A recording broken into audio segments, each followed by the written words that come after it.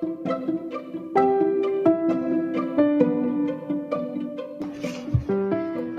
is Fundraising Growth Now, the podcast for arts and cultural organizations wanting to build stronger donor relationships and raise more money. It's part of the Robert Swaney Consulting Coaching Program and is hosted by founder and CEO Bob Swaney. For the latest insights and information, please subscribe to our channel, follow us on Facebook, and join our mailing list at rscfundraising.com. 2020 was full of surprises for arts and cultural organizations, and it came with unmatched difficulties and heartaches. And except for survival, there really wasn't a single good thing that came out of it, right? Well, maybe not. When looking back at 2020, it was, without even a close second, the most difficult I have seen for arts organizations in my 30-plus years of fundraising. But let's not rehash the pain here. Let's instead agree that it was a deeply challenging year and that the early 2021 forecast may not provide much relief. Performing arts organizations want to perform. Presenting arts organizations want to present. Visual arts organizations want to, be visible. We're all looking forward to the moment when the lockdown grip loosens and it becomes safe to do the things we love, the things that enrich us, and the things that help us feel a part of our community. During an online meeting just a short while ago, I was asked, is there a silver lining to the COVID issue for arts organizations? Well, the optimist in me always wants to say yes, yet I had to pause before answering. My first thought was, it reminded me of the old joke that if you dig long enough in a high pile of horse manure, you'll eventually find a pony. Funny stuff, perhaps, yet with a whiff of excessive optimism. But seriously, is there a silver lining, a real one? Not just the one that makes us rationalize away the awfulness of the 2020 shutdown. A real one. My answer is an enthusiastic, unwavering yes.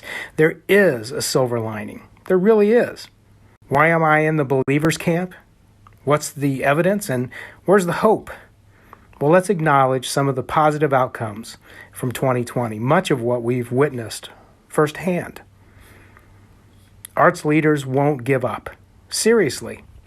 You won't give up. You're heroes. You're superheroes. Don't sell yourself short. And next, creative organizations found creative ways to be creative. Look at the value your organization has added in less than ideal circumstances. It's really impressive.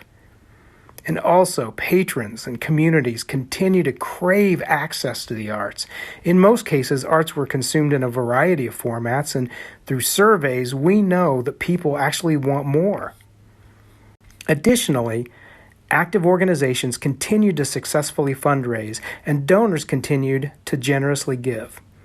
Mutual investment and mutual rewards won the challenge of the day. Next, organizations doubled down on informing, engaging, and communicating with their patrons. And it's really made a forever change in how organizations build and grow close patron relationships. With these wins, the hope is in the future that comes with ushering in 2021, and most folks remain upbeat. Arts organizations, patrons, volunteers, the corporate community, they're all positioned for a restart, and commitment to create a vibrant 2021 remains high. Goodwill and patience are winning out. Optimism begets solutions and vice versa. Embracing reality, becoming optimistically creative, and demonstrating unmatched generosity has been the glue that has held arts organizations together in a difficult year, and it emboldens us to seize the opportunities in 2021 with focus and fervor. So what are some of the actual silver lining consequences that move us forward?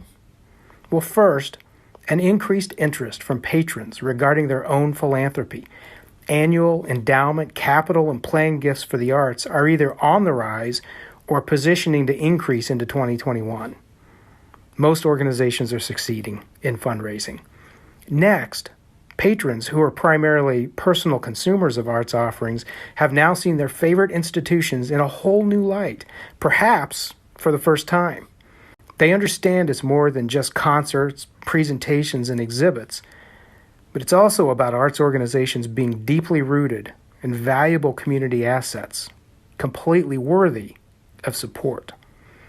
Also, non-traditional access to the arts via the web has expanded the reach and the flexibility to more easily fit consumer lifestyles. Casual consumers have found many arts organizations locally, regionally, and nationally now enjoying live or on-demand entertainment in ways they couldn't before. To many, this access and the quality it represents is worth supporting in ways not fully articulated pre-pandemic. Next, fundraising volunteers and staff have made a commitment to delve deeper into their donor base and develop meaningful connections with more patrons. New relationships are being forged, which has helped maintain a sense of community even when live in-person presentations have been severely limited. Another plus is that some organizations have also found ways to gross and net more income using online media for their fundraising events. Online galas and special events and other opportunities are all on the rise, and the results are becoming quite profitable.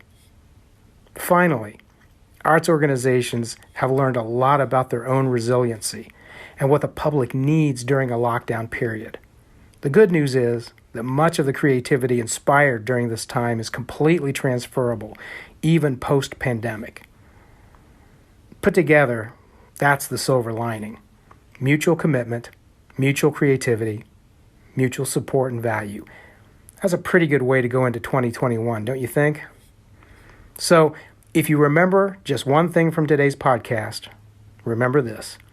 2020 had more than one silver lining that will take us into a brighter new year.